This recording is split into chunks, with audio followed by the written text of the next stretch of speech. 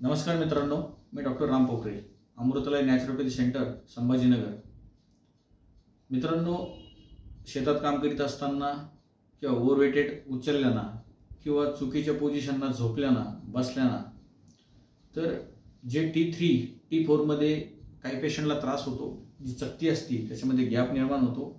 त्याचा परिणाम हा होतो की त्याच्या बाजूला असणाऱ्या मसल आणि व्हेन ह्या रक्तस्राव यांचा थांबला जातो। त्याचा परिणाम हा होऊन जातो की बाजूच्या ज्या मसल असतात त्याला स्वेलिंग येते, सूज येते आणि याचा परिणाम हा होतो की पेशंटला चालताना त्रास होतो, बसताना त्रास होतो। पेशंट एका ठिकाणी जास्त वेळ बसू शकत नाही आणि ह्या अवस्थेमध्ये जर एक्सरे केला आपण तर तिथं स्वेलिंग आणि डिस्क बल्किंग हा प्रॉब्लेम येतो। तर त्यामुळे पेशंट ना प्रवास करू शकतो ना एका ठिकाणी जास्त वेळ बसू शकतो।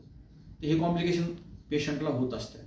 तर असंच एक त्रास घेऊन आपल्याकडे गंगापूर येथील रांजणगाव येथील एक पेशंट परशुराम म्हस्के हे आलेले होते, ज्यांचा ट्रीटमेंट आपण अमृतलय नॅचरोपॅथी सेंटर शिवाजीनगर येथे शटक्रिया ह्या स्वरूपात नॅचरोपॅथी पद्धतीने आपण केलेली आहे आणि त्यांना किती चांगल्या पद्धतीने फरक पडला हे आपण त्यांच्या तोंडून ऐकणार आहोत। तर ह्या पेशंटला प्रवासाला त्रास होता, बसायला पण त्रास होता।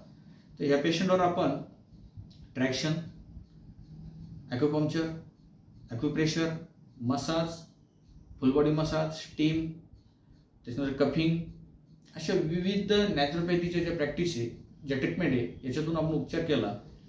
कुठल्याही प्रकारचे मेडिसिन, पेनकिलर न वापरता हे पेशंट आज पूर्ण ठणठणीत कसं बरं झालं आपण आज पेशंटच्या तोंडून ऐकू। सांगा तुम्ही। माझं नाव परशुराम हरिचंद म्हस्के, मुक्कामदार रांजणगाव, मी तालुका गंगापूर।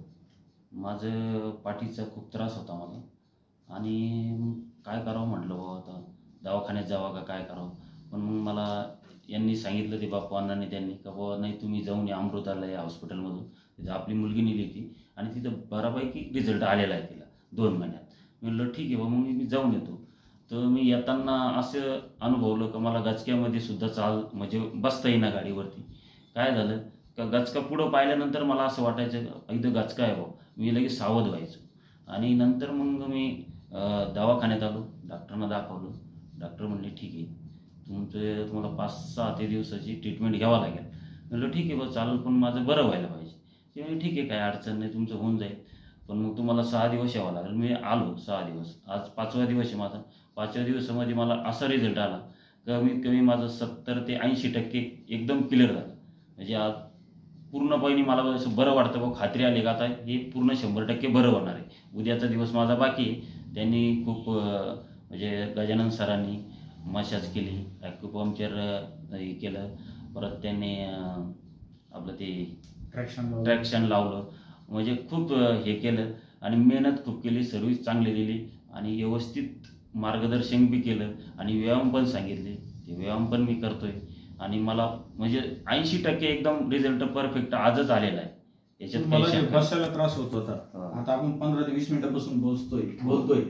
तर पहिलं 15 ते 20 मिनिटाच्या पहिल्या व्हिजिटला तुम्ही आले त्यावेळेस इतकं टाइम बसू शकले होते का? नाही, कळ लागत होती मला। 1 ते 2 मिनिटं तुम्हाला कळ लागत होती, बरोबर। तर आज कळ लागते का? नाही, आज नाही। आज कळ पूर्ण चालले गेली, लगेच नाही, काहीच पाठीला जो त्रास होत होता उठता बसताना तो त्रास राहिला का? नाही, अजिबात नाही। जी सूज होती सूज पूर्ण चालले गेली। बरोबर। आता तुम्हाला 2 व्हीलरवर आले काय 4 व्हीलरवर आले काय त्रास वाटतो का?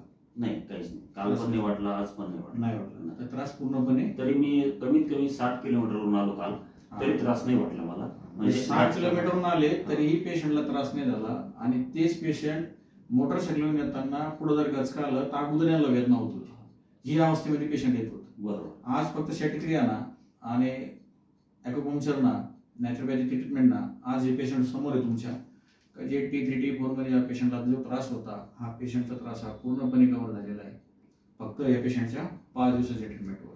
तरी मी अमृतलयांचे धन्यवाद मानतो आणि त्यांच्या टीमचे धन्यवाद मानतो, तसे गजानन सरांचे पण धन्यवाद मानतो। तुमचे